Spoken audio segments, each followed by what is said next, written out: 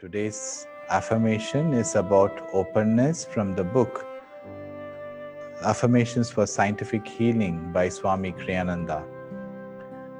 First, let me read what openness is, or how to apply openness in our life in spirituality.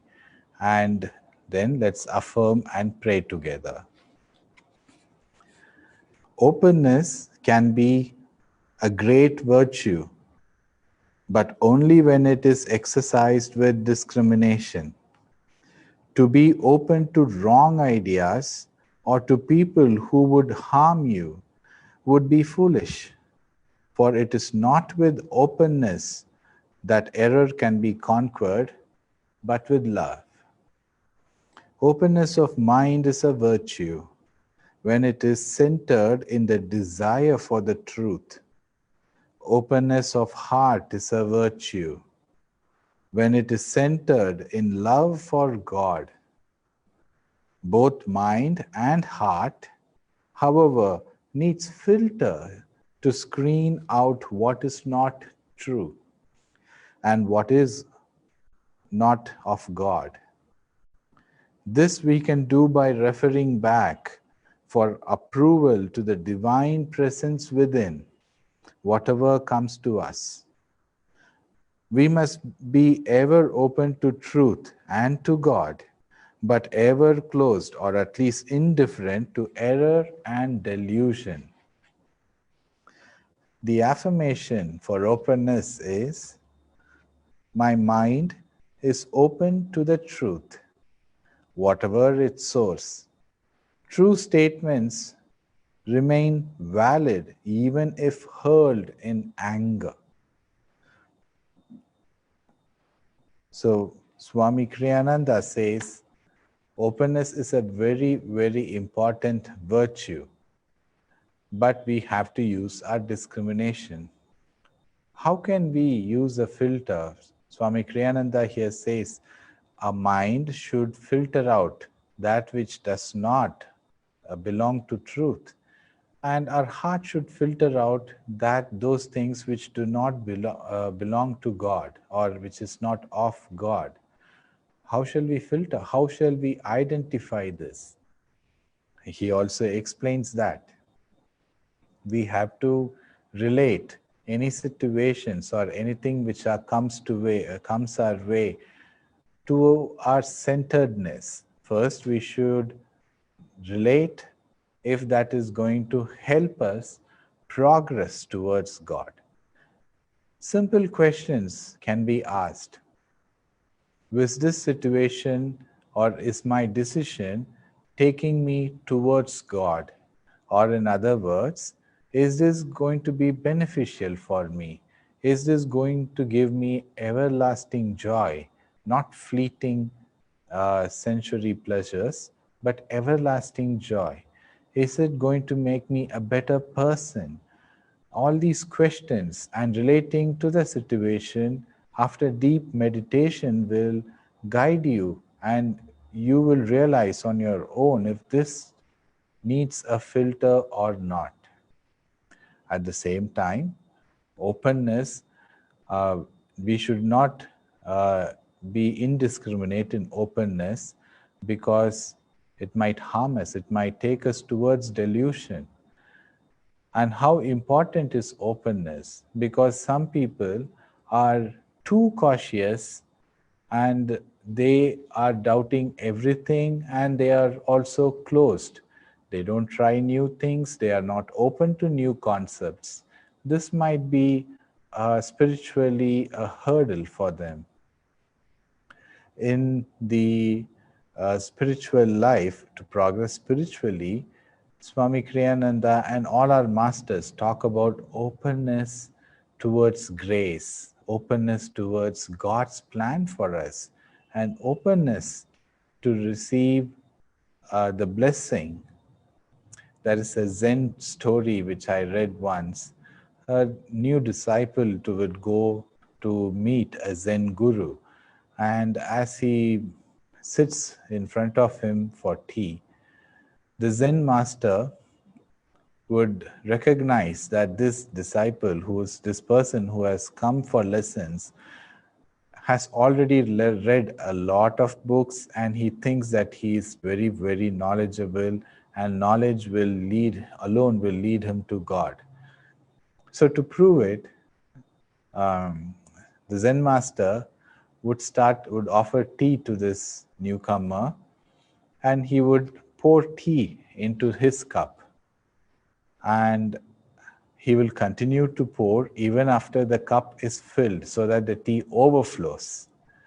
And the newcomer would ask this Zen master, like, why are you continuously pouring? It's all overflowing and the tea is wasted. And Zen master would smile and ask, why is the tea being wasted? And he would say, because the cup is already full. And Zen master would again smile and tell that, yes, if you are already full of preconceived ideas, preconceived notions, or if you are already judgmental towards when approaching new things, you have closed yourself for inspiration. So to receive, you must first be empty. You should first be open. And then the newcomer would understand and become his disciple. At the same time, there is another prayer we say during purification ceremony. Swami Kriyananda has given this purification ceremony where the prayer goes like this. Where you go, you want to destroy, you want to get rid of any negative traits within you, any delusional things or any bad habits. You write it in a piece of paper and you burn it in front of the altar, and then you come to the Acharya or the Swami who is sitting there and ask for their blessings. And you pray to them by the I seek purification by the grace of God. And then the Acharya replies to you saying, open your heart to me. Master says, open your heart to me. Let me enter and take charge of your life. If you want God to take charge of your life, if you want Guru to take charge of your life, you should open your heart and let them in. And without that openness, we would not be able to receive the grace which is always available for us. It is said that grace is like a rain. It pours down equally on everyone. A person who holds up a cup will fill his cup, and the size of the cup will determine how much grace, how much rain he would receive. Similarly, openness of a person, the receptivity of a person will decide how much grace he will receive.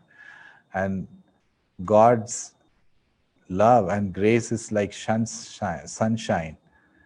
It shines on diamond and charcoal alike. It is just that diamond is open enough to let the sun rays enter it so that it shines. So let us affirm for openness today. As we affirm, first, we will affirm it in an loud voice so that we command the attention of our conscious mind. And then in a softer voice so that the meaning of the affirmation enters into our mind. And in a softer whispering voice so that the meaning of the affirmation enters the subconscious mind. And finally, mentally only, focusing at the point between the eyebrows, we affirm so that the affirmation enters our superconscious mind. Sit straight, take a moment, and concentrate at the point between the eyebrows. With full concentration, loudly repeat after me. My mind is open to the truth, whatever its source. True statements remain valid, even if hurled in anger. My mind is open to the truth, whatever its source. True statements remain valid, even if hurled in anger. My mind is open to the truth, whichever its source. True statements remain valid, even if hurled in anger. Now, in a softer voice, my mind is open to the truth, whatever its source. True statements remain valid, even if hurled in anger. My mind is open to the truth, whatever its source. True statements remain valid, even if hurled in anger. My mind is open to the truth, whatever its source. True statements remain valid, even if hurled in anger. Now, in a whisper, my mind is open to the truth, whatever its source. True statements remain valid, even if hurled in anger. My mind is open to the truth, whatever its source. True statements remain valid, even if hurled in anger. My mind is open to the truth, whatever its source.